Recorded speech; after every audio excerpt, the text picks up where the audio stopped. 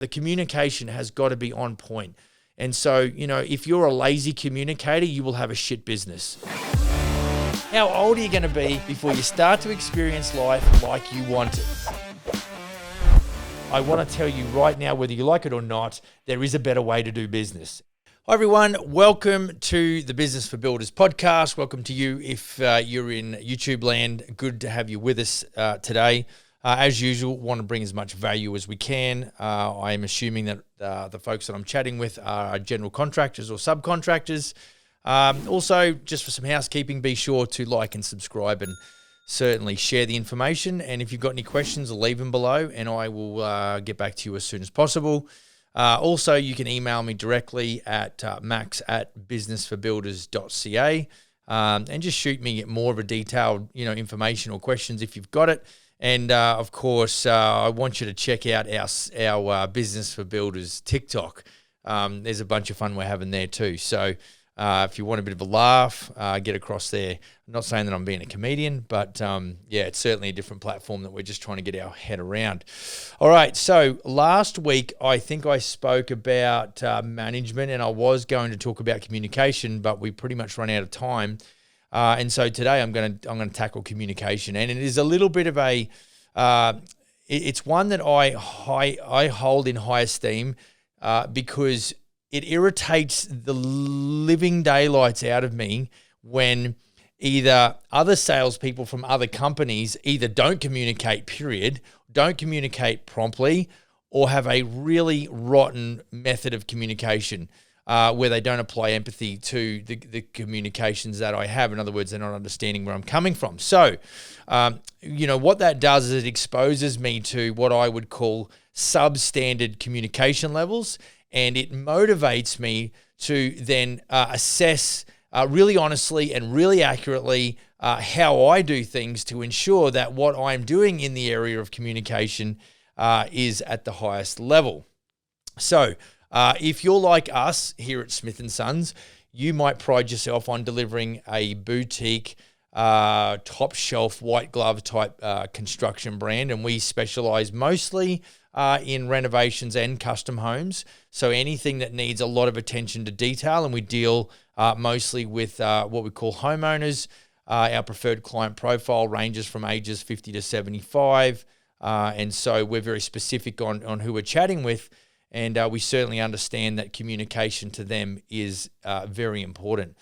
So let's back up quite a ways and let's talk about how your company communicates with the marketplace. And I'm certainly not going to get into a marketing social media deep dive. However, I want you to understand that communication really does start back there. And so the speed of the leader determines the speed of the pack.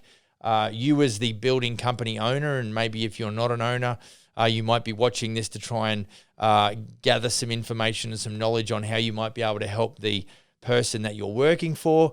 But communication always starts with a high level of empathy and finding a need and filling it. Essentially, what we do at Smith & Sons is definitely different to what I see in the marketplace compared to where I came from initially. And so what it does is it gives us a competitive advantage. So that's super important as well. But so the way you communicate, I mean, it really sucks when, it doesn't matter what you're into. I'm into guitars and rock and roll, and I'm into racing go-karts, and of course I'm in business. Anywhere I go where there's a business that Facebook hasn't been updated since 2019, it's seriously disturbing. The message that you're sending is pretty ordinary. And so you are communicating something about your business. So what I really want to do is focus more so on client communications and communications with the humans that are in close proximity to you. Look, I spend obviously a decent amount of time dealing with general contractors that are a part of the Smith & Sons group, and listening to some of their challenges, actually helping them deal with some of the challenges right at the back end of the project. And I know you probably, if I said which payment is the hardest one to get from the client, most guys and gals, general contractors, are going to say, well, it's the final payment. That's always the tricky one. And that's usually because of a breakdown in the level of communication or the deterioration of the communication that you've had with the clients. And so at the end of the day, we work so hard at communicating with clients in the sales process, where we want to deconstruct the wall of distrust. And so we're prompting our communication, where we deliver communication with a high level of clarity as it relates to answering their questions, et cetera, et cetera. Because what we're doing in the sales process is trying to remove the reluctance to commit. So we want to answer questions, create solutions, and we want to advance the deal and close the deal. What happens is, and when I say this too, I probably say it more flippantly than really, I'll probably go a lot harder on it, is that, we've got to start well and we've got to finish strong. And what that means is, if we are going to start communicating well, we need to finish strong, communicating at the highest level as well. And so, I think we make excuses, or we maybe get lazy, or maybe all of the above, and we start to justify some of our, let's call it, bad behavior as it relates to communication with clients. And I think I'm going to focus on client communication today, because I think, as it's probably at the top of the list. If we need to focus on learning something, or learning a communication skill quickly, it is one that we should learn to communicate with clients at the highest level. So, like I said, we start well, we finish strong. We want to communicate with clients, not just well at the beginning of the project or beginning of the business relationship, but all the way through construction and thereafter, if there's warranty issues, et cetera, et cetera. Nobody likes to feel like they're being taken advantage of, or nobody likes to think that they're being ignored. So, communication with clients is a mixture. It's a mixture of science and psychology. So there's things that we're absolutely a matter of fact about, and then there is definitely the reasons behind doing what we do the way we do it. Is really based on the fact that we're dealing with an emotional human being.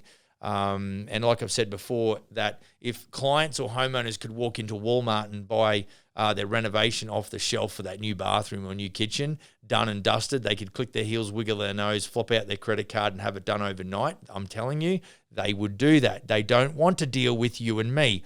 And therefore, if we understand that that's where they're coming from, that they're like, okay, Max, I'll deal with you, because you're the best of a bad bunch, which is the fact. I mean, they just would prefer the least amount of friction in their renovation. So what we're trying to do is meet them in the middle. We want to we really want to re-engineer the client experience, which means we have to get better at every aspect, of dealing with clients, both in sales and the construction phase.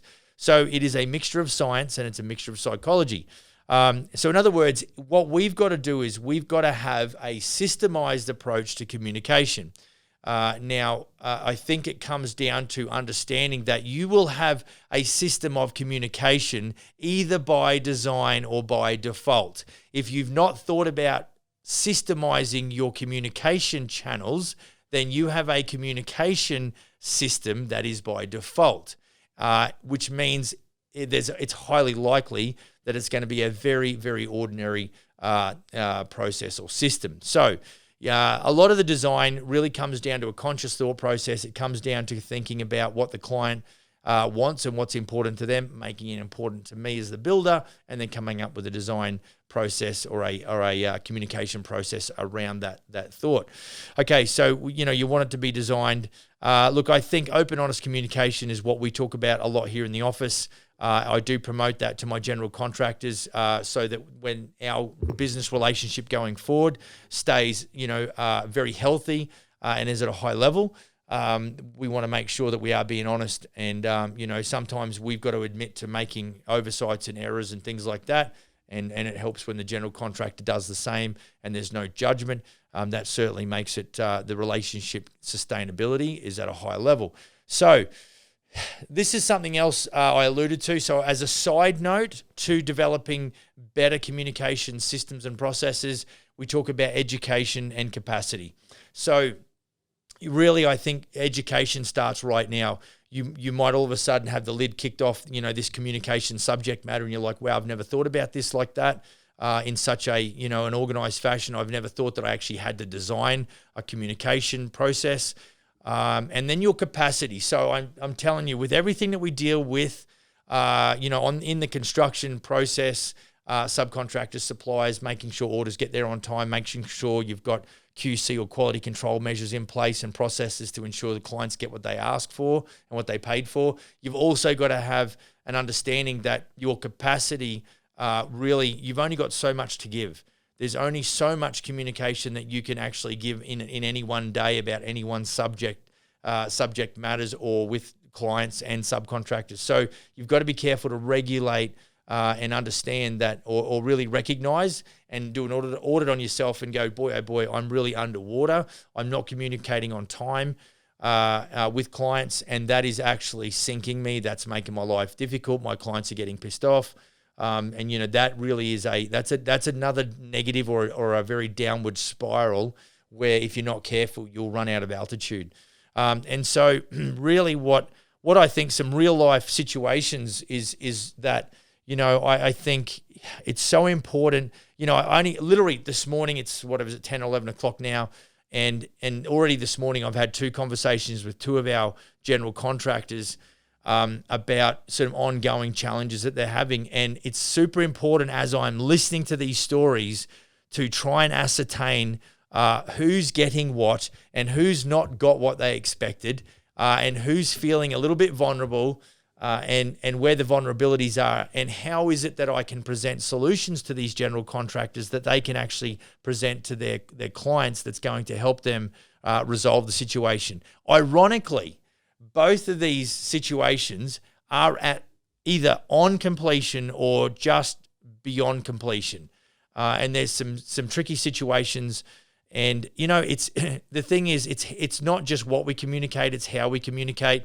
My dad used to say to me, look, what you said the message was right, but the method of delivery was wrong, because I'm a little bit bullish and probably, conveyed the message or my feelings at a fairly intense emotional level, and there was some offense created. So always be mindful that your message might not be wrong, it's just your method of delivery. So look, I think that you really want to make sure that you're not getting emotionally involved, because I've talked about this last week as well. Emotions go up, your ability to make good decisions goes down. You've got to keep a cool head. One of the situations that I was thinking of, that I chatted with the gentleman today, he, I actually talked to him either on a Saturday or Sunday, because this was happening. Actually, it was a Sunday afternoon, and he had a meeting, an impromptu meeting with the client. And, he really wanted to go in there fairly bullish. And I remember saying to him, you will not go in there with that attitude. That is not how you're going to handle this meeting. Now, the ironic part is I completely identify with going in there and cracking skulls, because that's probably how I would feel too. So another side note, it's interesting that I think iron sharpens iron. So as much as I understand, I wasn't emotionally wrapped up in the situation. So I was able to actually give good counsel to this operator that I probably needed to give to myself at some stage, because I did it so badly. So this is where I think this coaching is super important, because it probably safeguarded, because I was able to explain that going in there and cracking skulls and, trying to demand certain things, the ultimate goal, guys and gals, and you'll know this, is to get paid. And so I think my advice was, don't go in with that bullish attitude. Just think about the money. Thinking about bringing it. You are so close. You've just got to go through this motion, and just don't go kicking doors down. Keep it cool. Don't create offense, because that communication at that intense level is I think can be more destructive than constructive. So I think what you need to be is more calculated. I probably shared with him too that, when I was growing up, my dad taught me how to play chess, and he would destroy me game after game after game after game. And I think probably one of the biggest takeaways was that over time, I learned to look at, 3 moves ahead.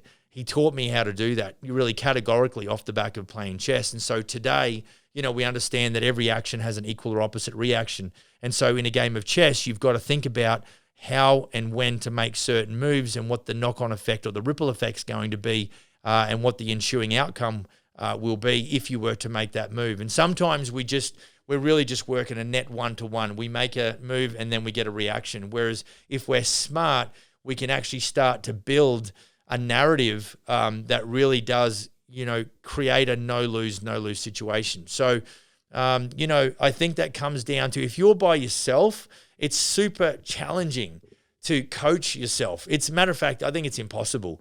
I think that the fact that, one of my guys was wise enough just to have a conversation with me, and I related because I am a hothead.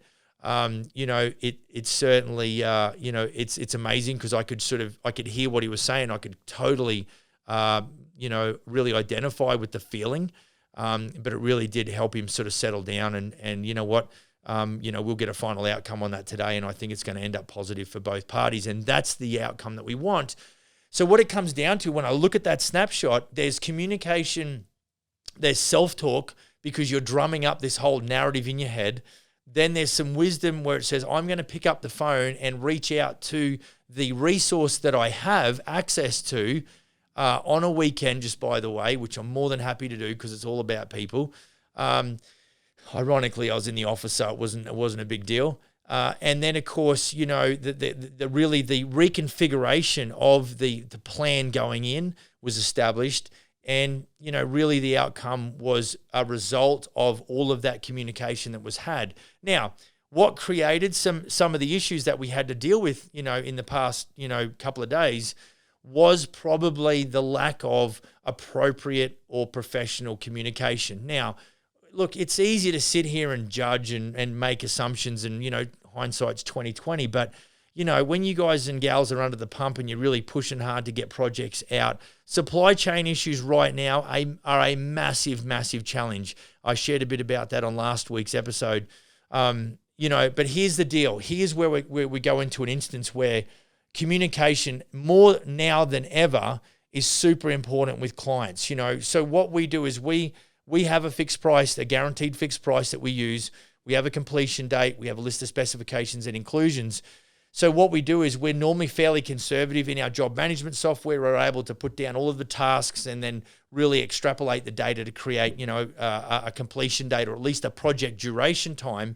And normally, and I talk to our guys all the time about being super conservative. Now more than ever, we need to be super conservative on our completion dates. If we are going to order appliances in the first week of the project, we need to make sure that there's enough time left in the project to get those products delivered, get those products installed, and make sure it's all done in good time, and also allow contingency for where there is, a delivery cock-up.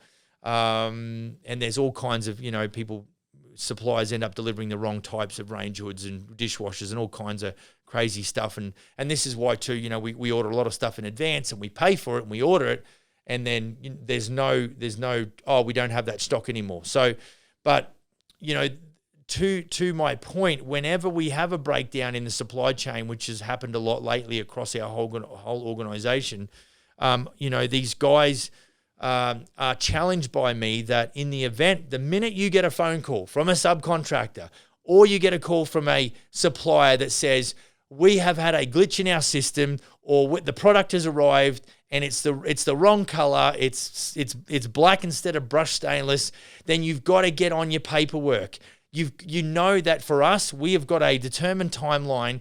The minute that we get an opportunity, the minute that something comes in that's going to actually that's going to compromise our completion date, we have to activate our systems. We have to communicate with the clients instantly. We should go to a builder-generated, no-cost change order that outlines to the client what the situation that is affecting our completion date, and we are now formally requesting off the back of that notification by our supplier that those appliances are now an extra 30 days out from delivery. Instantly, the change order goes out. The client can never come to us and say, you never told us about that. And this is where communication at the highest level has to be on the top of your list, Mr. or Mrs. Building Contractor. Because I'm telling you, when you're dealing with an emotional homeowner you might have some absolutely legitimate reasons for the delay in the completion. But if you have not communicated, you deserve the smack in the mouth by the client, the end. If you don't communicate well at the highest level in an organized fashion, you will be doing yourself a disservice. Please don't do it. Now, if you said, Max, I've got no way of, what is a change order? All a change order is, it's a notification of the change of scope of work, and in most cases, a change of the budget. Now, that can be a credit change order, or it can be just a normal debit, or whatever you want to call it, an additional charge on top of the contract amount. So what you're trying to do is use paperwork to justify, a situation whereby the change of the scope has happened, which has also potentially altered the contract price. So we've got to have this systemized approach. You've got to have these triggers in your head where the minute that any kind of scope has changed, you need to communicate that. I think this is a lot around timelines. And guys and gals, look, clients are just done taking excuses. Even though you might be justified in doing it, just don't do it. Like not that I don't apologize, and I've got no problem saying sorry. I think in business sometimes being sorry that your appliances are 30 days out, guys and gals, that is really unfortunate, but you do not have to apologize. This is a matter of fact. This is a business deal. This is not something that you've given them. It's outside your control. So no need for you to apologize. You know what you say? If you want to start the email, start it this way. Don't go, hey, really sorry about this inconvenience. This is how I want you to start the emails going forward. And this might be your only takeaway for today. It starts like this. Mr. and Mrs. Homeowner, I really appreciate your patience. I've just been notified that my appliance supplier has ordered in the incorrect color dishwasher and has notified me that it's going to be 30 days to have the correct dishwasher restocked. Please find attached the change order that now is formally adjusting our completion date. If you have any questions or queries or concern, please feel free to contact me. Best regards, Max the Builder. And that's it. That's cool communication. No homeowner in their right mind, A, is going to crucify you because of it. And if they do, then they're not a very nice client. I think the average human being is going to understand your case. Notice I didn't apologize. It's not something I did to bring it down. Now, if I've been an incompetent buffoon, then maybe there's an apology that's owed. Maybe there's cap in hand and some sort of explanation. But please don't waffle on. Just cut to the chase. They don't give a shit. They just want their project finished. And if you've got to order it, it's another 30 days. Just get on with it. And please minimize the disruption to my life. Guys and girls, it's about being organized in your communication. And this is, we talked about management last week. We're talking about communication today. This is managing your communication methods now as part of the overall management infrastructure. Prompt communication, both in the very first phone conversation you might have with clients, right throughout the whole project. It's got to be prompt. The communication has got to be on point. And so, if you're a lazy communicator, you will have a shit business.